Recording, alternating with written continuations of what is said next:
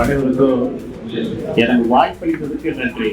இந்த இடத்துல நான் நிக்கணும்னு விரும்பிய என் அன்பு தம்பி உங்க எம்எல்ஏ பிரபாகர் ராஜாவுக்கு நன்றி.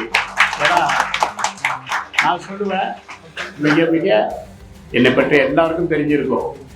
சாதாரண ஹோட்டல் கிளீனராக இருந்து டீ கிளாஸ் கழுவி தாய் தந்தர்லாம இன்னைக்கு 5000 தொழிலாளர்களோட அமெரிக்காவில் கடையை திறந்துட்டு, நம்ம தமிழ் மண் யாழ்ப்பாணத்தில் திறந்துட்டு, Singapore, Malaysia, catering college, cinema, யூடியூப்னு நடந்துச்சிருக்கிறேன். இந்த உற்சாகத்தோடு உங்களோட நான் பார்க்கும்போது எப்பவும் மனம் தளராம எந்த விஷயத்திலையும் கவனமாக இருக்கு. கவனம் ஒன்றுதான் நம்மளை பாதுகாக்கும். எந்த இடத்துலையும் அலட்சியம் இருக்கக்கூடாது. நடந்துரும், நம்பணும், பேசணும், இல்லை செஞ்சிருவாங்க, அத்தனையும் சந்திச்சவனான். இன்னும் ஒரு உண்மை சொல்றேங்க, தலைவருக்காரு அன்பான பொன்குமார் சாரு மிக சிலித்து போவார். அவரெல்லாம் பார்த்து அவர் இப்படி வந்துடக்கூடாது, எப்படியே இருந்திருக்கணும். அவருடைய ஸ்பீக்கர் சீரணியானு நினைக்கிறேன்.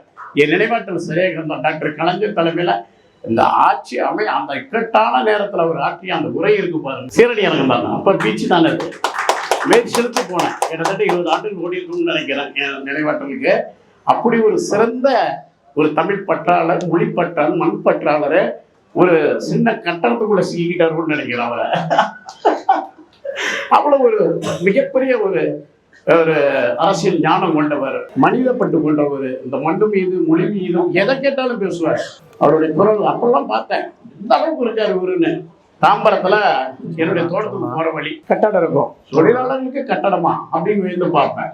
நான் கிறிஸ்துவ கொஞ்சம் முன்னாடி நினைக்கிறேன் அந்த அலுவலகம் இல்ல, அந்த அளவுக்கு.